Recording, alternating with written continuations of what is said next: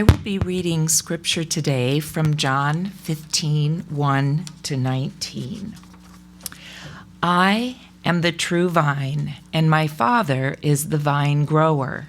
He removes every branch in me that bears no fruit. Every branch that bears fruit, he prunes to make it bear more fruit. You have already been cleansed by the word that I have spoken to you. Abide in me as I abide in you.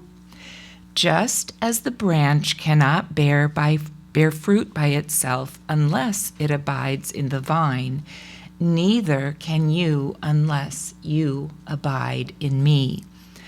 I am the vine, you are the branches.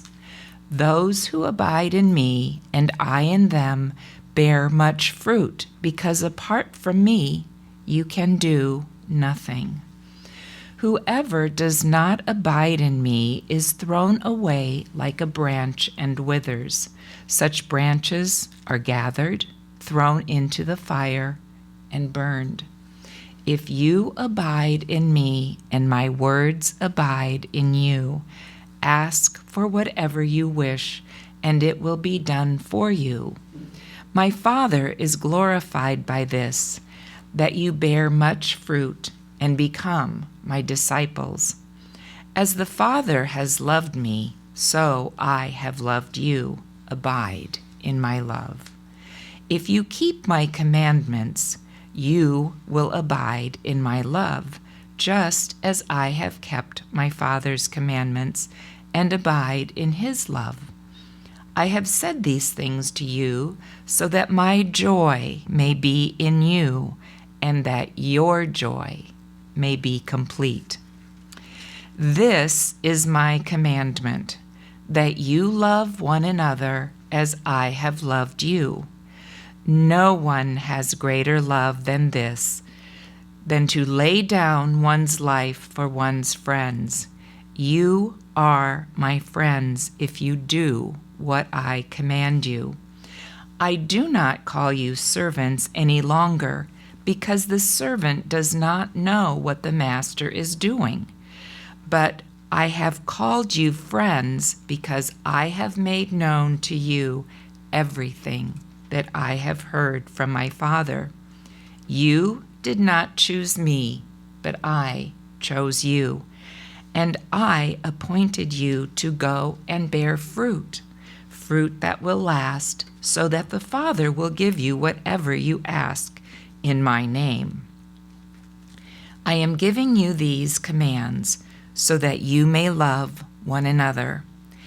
If the world hates you, be aware that it has hated me before it hated you. If you belonged to the world would love you as its own. Because you do not belong to the world, but I have chosen you out of the world. Therefore, the world hates you.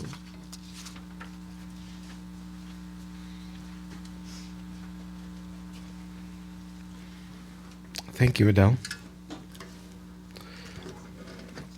As I prepared for worship today and I thought about communion, about coming together around bread and wine, well, like I said, actually juice, this scripture came to me. And as I studied it, I realized that I had just talked about this vine and branches analogy to God in October. It was part of a conversation about vulnerability and part of a conversation about how leaving our building, how God sort of pruned us and replanted us, right? Grafted us into this new location. It was this matter of trust and faith, and ultimately it was a matter of vulnerability for us. This week there was something about our bondedness to each other that sounded right and important in this scripture today. In the Gospel of John, Jesus has this incredibly long speech and prayer. It sounds almost like a monologue. It starts in chapter 14 and goes all the way through 17. It goes from him talking to the disciples into a prayer. And this section's part of it. The words here in this passage strike me as profound, but I guess the Gospel of John is full of profundities, right?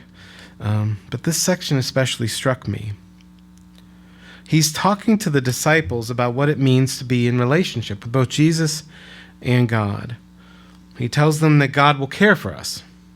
If we lean into God, trust in God as the great gardener, God will bring us into God's care, right? God will graft us, connect us to a strong root, and will help to clean us up, to prune us and care for us so that we produce fruit. Jesus gives us a command to love one another. Jesus tells us that even the nature of our relationship has changed.